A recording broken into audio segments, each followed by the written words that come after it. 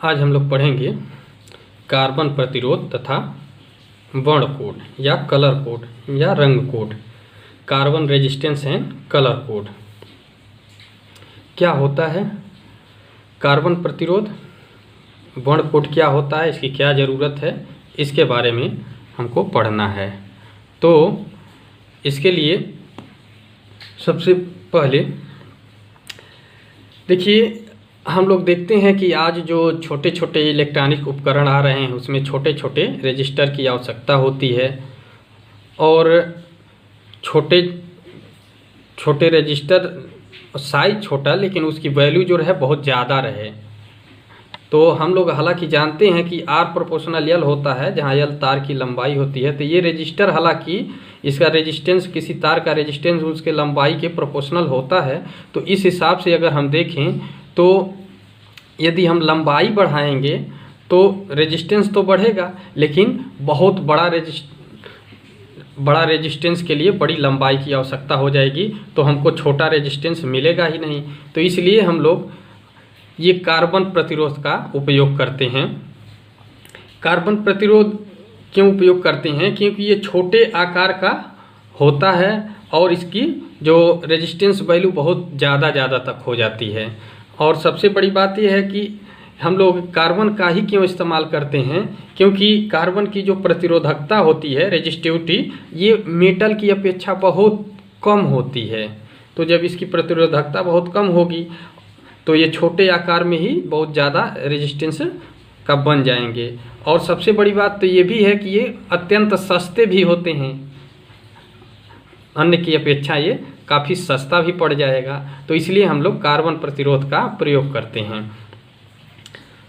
अब कार्बन प्रतिरोध तो हम लोग बना लेंगे, लेकिन जैसा कि कह रहे हैं कि ये छोटे छोटे आकार का बनाएंगे, तो जब छोटा आकार का रहेगा तो उस पर उसकी वैल्यू लिखने में कितने का है, कितने ओम का ये रेजिस्टेंस है, ये अगर लिख भी दिया जाए तो आसानी से नंगी आंखों से नहीं पढ़ सकते हैं। तो इसको उसकी वैल्यू को पढ़ पाने के लिए, उसकी समझने के लिए, इस सुविधा के कारण हम लोग उस पर कलर कोड का इस्तेमाल करते हैं, उसको कलर कोड करते हैं या वर्ण कोड करते हैं। इसको कैसे करते हैं? तो उस पर हम लोग 4 समांतर पट्टियां लगा देते हैं, रंगीन पट्टियां होती हैं। जैसा कि देखिए यहाँ एक रेजिस्टेंस का फिगर बना है, यहाँ देखिए 4 समांतर पट्टियां बनी हुई हैं, 1 2 3 4। तो इस तरह से हम लोग पट्टियां उस पर बना देते हैं और ये पट्टियों के द्वारा ही हम लोग इसका कोडिंग करते हैं। तो इसके लिए उन रंगों का भी कोड चाहिए। तो इसके लिए देखिए हम लोग इस तरह से एक लिस्ट बनाते हैं और ये लिस्ट है, देखिए लिस्ट अलग अलग रंगों के लिए क्या होगा। तो ये लिस्ट यहाँ पर देखिए ब्लैक है, जिसका यहाँ 0, अन्य चीज़ें अभी इसको लास्ट में बताते हैं कि इसको किस तरह से इस्तेमाल किया जाएगा। और देखिए जो हम पट्टियाँ बनाए हैं, पहले एक बार इन पट्टियों को समझ लीजिए। ये जो पट्टियाँ दिखाए हैं ये क्या प्रदर्शित करती हैं? तो ये जो पट्टियाँ होती हैं इसमें देखिए कुल 4 पट्टियाँ हैं, 1 2 3 4। इन चारों पट्टियों में देखिए जो ये पहली और दूसरी पट्टी होती हैं, ये उसके दहाई और इकाई के अंक, रेजिस्टेंस के जो वैल्यू होगा ओम में, उसके दहाई और इकाई के अंक। और ये जो तीसरी पट्टी होती है ये उसके गुणांक को प्रदर्शित करता है। और ये जो चौथी पट्टी होती है ये थोड़ा दूर होती है, ये उसमें टॉलरेंस का, जिसको त्रुटि सीमा कहते हैं, कि इसमें कितना त्रुटि हो सकती है। दरअसल हम लोग जो रेजिस्टेंस बनाते हैं वो एकदम एग्जैक्ट उसी वैल्यू का नहीं रहता है। अगर हम 1000 ओम का रेजिस्टेंस इस कलर कोड के हिसाब से बनाते हैं तो एकदम एग्जैक्ट 1000 ओम का ही नहीं रहेगा, उसमें थोड़ा बहुत त्रुटियां रहती हैं। तो वो त्रुटियां कितनी हो सकती हैं वो इस चौथी पट्टी के द्वारा निर्धारित किया जाता है। तो इसी को हम लोग टॉलरेंस बोलते हैं, त्रुटि सीमा बोलते हैं। तो आइए देखते हैं कि कैसे इसको हम लोग कलर कोड किया जाएगा। जैसा कि देख रहे हैं यहाँ पर एक रेजिस्टेंस है जिसमें ये जो पहली दूसरी पट्टी होती है, ये पहली वाली, ये देखिए, ये जो होता है ये दहाई के अंक को प्रदर्शित करता है। ये किसको प्रदर्शित करेगा? तो ये दहाई के अंक को प्रदर्शित करेगा, दहाई अंक। और ये दूसरी वाली जो है ये इकाई अंक, इकाई अंक। और ये जो तीसरा वाला है, ये जो तीसरी पट्टी, ये गुणांक को प्रदर्शित करेगा, गुणांक, जो उसमें मल्टीप्लायर है। तो देखिए पट्टियों को सबसे बड़ी सावधानी ये होती है कि जब हम रेजिस्टेंस को पकड़ते हैं तो किधर से, कभी कभी लोग गलतीवश उल्टा इधर से भी पट्टियां काउंट करना शुरू कर देते हैं, जिससे रेजिस्टेंस की वैल्यू हुई उलट जाएगी। तो इस सावधानी ये रहे कि जब भी हम रेजिस्टेंस लें तो उस साइड से पट्टियां गिनना शुरू करेंगे जिधर पट्टियां पास पास होती हैं। देखिए ये 3 पट्टियां अत्यंत पास हैं और ये जो चौथी पट्टी है टॉलरेंस वाला, इनसे थोड़ा दूर है। तो इस साइड से कभी नहीं काउंट करेंगे, हमेशा इधर से शुरू करेंगे। तो अब देखिए कि इसको देखा जाए इसकी कितनी कोडिंग होगी। तो देखिए अब इन्हीं रंगों का क्या कोड है, ये चीज़ आइए जो चार्ट है इस चार्ट के हिसाब से हम लोग डिसाइड करेंगे कि किन रंगों का कौन सा कोड है। और ये देखिए ये जो तीसरा है मल्टीप्लाई, इसके सापेक्ष कौन सा गुणांक मिल रहा है। तो देखिए यहाँ पर ये चीज़ें बाकायदा लिख दिया गया है। देखिए ये लिखा गया है कौन कौन से कलर हैं, तो ये सारे कलर को लिख दिया गया है। इसमें पहली और दूसरी धारी का अंक, तो पहली और दूसरी धारी में कौन कौन से अंक आएंगे, उन अंकों को यहाँ पर देखिए बाकायदा लिख दिया गया है। और उनके तीसरी धारी में कौन सा गुणांक होगा, ये गुणांक को लिख दिया गया है। और ये त्रुटि सीमा किसमें कितना आएगा।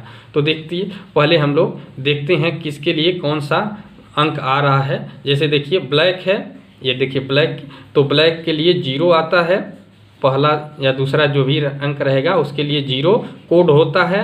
और जो गुणांक आएगा 10 पे पावर 0 आएगा। इसी तरह से ये ब्राउन है, ब्राउन कलर, और ब्राउन कलर के लिए 1 आता है, इसमें गुणांक 10 पे पावर 1 आता है। इसी तरह से ये रेड है, रेड के लिए ये कोड आता है 2 और ये 10 पे घात 2 आता है। इस तरह से ऑरेंज है, ऑरेंज के लिए कोड आता है 3 और ये गुणांक 10 पे पावर 3। इस तरह से येलो, येलो के लिए 4 है और गुणांक 10 पे घात 4। ग्रीन, ग्रीन के लिए 5 होता है और गुणांक 10 पे घात 5। इसी तरह से ये ब्लू, ये देखिए ध्यान से, ब्लू है, वास्तव में ब्लू ये थोड़ा डार्क ब्लू यहाँ बना गया था, फिर बाद में इसको हमने हल्का ब्लू ले लिया, ये ब्लू कलर है। तो ये वही ब्लू ये भी है लेकिन ये थोड़ा डार्क हो गया है, तो ब्लू कलर यही है। और ये ब्लू के लिए 6 होता है कोड और इसका गुणांक 10 पे घात 6। इस तरह से अलग भी हैं, अगले भी देखते रहिए सबके। ये मान लीजिए ये वायलेट है, वायलेट जो जामुनी रंग होता है, तो ये देखिए ये इसका अंक आएगा 7, कोड जो होता है 7 होता है और इसका जो गुणांक होगा ये हो जाएगा 10 पे घात 7। इसी तरह से ग्रे है, ये ग्रे थोड़ा सा डार्क हो गया है। देखिए ग्रे जो होता है वास्तव में ये कलर है, जैसे ये मार्कर का कलर है ये ग्रे कलर हो जाएगा, ये वाला कलर। तो ग्रे थोड़ा वो डार्क हो गया है। ये ग्रे कोड ये देखिए 10 टू द पावर 8 हो गया। अगला वाइट है, तो वाइट तो ये पेपर ही है, तो देखिए ये वाइट कलर का ही है, इसके लिए 9 आता है कोड और इसका गुणांक होगा मल्टीप्लाई 10 पे घात 9। अब इसके बाद अगला है ये गोल्डन कलर, ये गोल्डन है, सुनहरा रंग जिसको बोलते हैं। तो ये सुनहरा रंग, इसके लिए ये गुणांक अंक में ये आता ही नहीं है, तो हम लोग इसके सीधे सीधे ये वहाँ उस जो त्रुटि सीमा में ही आता है। और इसके लिए देखिए कि अगर ये रहता है तो 5% की त्रुटि मानी जाएगी, कुल रेजिस्टेंस का 5% उसमें उसकी त्रुटि सीमा होगी, यानी उसका टॉलरेंस 5% होगा। अभी इसका मतलब समझाते हैं। इसके बाद देखिए ये सिल्वर है, ये सिल्वर कलर है और ये सिल्वर के लिए देखिए 10% त्रुटि सीमा। अगर उसमें कोई भी कलर बैंड नहीं रहता है तो मान लिया जाता है कि कुल रेजिस्टेंस का लगभग 20% उसमें त्रुटि हो सकती है। तो ये इसके कोड हो गए। अब देखिए इन कोडों के आधार पर हम ये एक जो रेजिस्टेंस लिए हैं, चलिए इस रेजिस्टेंस का हम लोग कोडिंग करते हैं। अभी जो ये रेजिस्टेंस था, एक रेजिस्टेंस देखते हैं इसकी वैल्यू कितनी आती है। तो सबसे पहले देखते हैं, पहला पट्टी लाल है। लाल क्या होता है, ये पहली पट्टी दहाई का अंक है, तो लाल के लिए कितना कोड आया था, तो एक बार देख लीजिए। लाल रेड के लिए कितना आया था, 2 आया था। ठीक, तो 2 आया था तो लिख दीजिए, दहाई का अंक 2 है, तो इसके लिए आप लिख देंगे 2 आया था तो आपने 2 लिख दिया। इसके बाद दूसरी पट्टी देखिए, तो दूसरी पट्टी हरा है, और हरा के लिए आप देख रहे हैं यहाँ पर ग्रीन के लिए कितना आ रहा है, तो 5 आ रहा है, तो यहाँ पर ग्रीन के लिए लिख देंगे 5। ये इकाई का अंक हो गया, तो पहला दहाई का अंक, दूसरा इकाई का अंक, और तीसरा जो है ये गुणांक होता है, 10 का गुणांक जो। तो देखिए ये किस कलर का है, तो ये नारंगी कलर का है, तो नारंगी के लिए आप देखिए ये ऑरेंज है, ये ऑरेंज है, तो देखिए ऑरेंज नारंगी, इसके लिए 3 है, यानी इसका ये गुणांक है, चूँकि ये गुणांक वाले स्थान पर आया है, तो यहाँ ध्यान देंगे कि तीसरे पट्टी में है, तो गुणांक कितना है, तो 10⁻3, यानी इसमें 10⁻3 ये गुणांक लगा देंगे। इसके बाद अब देखिए, इसके बाद चौथी पट्टी में देखेंगे, तो चौथी पट्टी क्या है, तो ये चांदी सिल्वर कलर का है, तो सिल्वर कलर का है ये सिल्वर कलर। तो सिल्वर कलर के लिए देखिए आप, इसका टॉलरेंस कितना आ रहा है, तो 10 आ रहा है, तो इसका मतलब इसमें 10% की त्रुटि हो सकती है, 10%।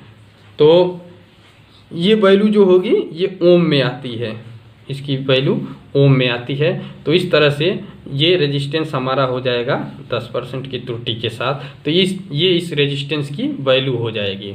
तो ये 10% त्रुटि क्या है, 10% त्रुटि का मतलब ये हो गया कि ये टोटल देखिए 25 किलो ओम का रेजिस्टेंस हो गया, यानी 25,000 ओम का। तो 25,000 का जब 10% निकालेंगे तो कितना आ जाएगा, तो ये आ जाएगा, इसका 10% निकालिए 250।